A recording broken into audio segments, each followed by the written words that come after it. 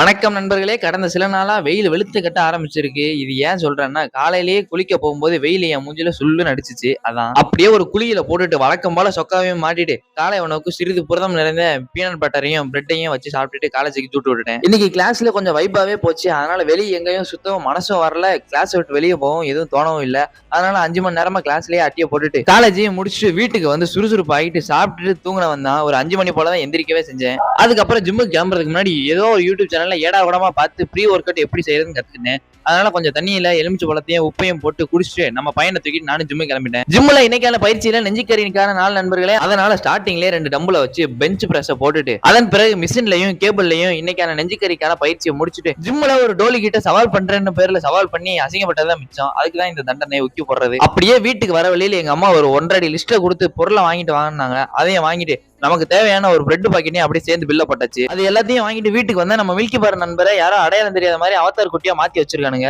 அப்படி அவங்க கூட கொஞ்ச நேரம் பேசிட்டு மாடிக்கு வந்து ஒரு உடம்பு குழியிலையும் போட்டுட்டேன். அதன் பிறகு ரோசிக்கும் அப்புறம் இன்னொருத்தவனுக்கும் நம்ம சப்ஸ்கிரைபரே பேரையே வச்சுட்டாரு ராஜன்னு. அவங்க 2 பேத்துக்கும் இரவு உணவையும் போட்டுட்டு அப்படியே நானும் இன்னைக்கான இரவு உணவையும் சாப்பிட்டுட்டு கொஞ்சம் இல்ல நிறையவே பாலை குடிச்சிட்டு மாடிக்கு வந்து சமூக வலைதளத்துல கொஞ்ச நேரம் டேராவை போட்டுட்டு இன்னைக்கான நாளை முடிச்சுக்கிறேன் நண்பர்களே. நாளை சந்திப்போம்.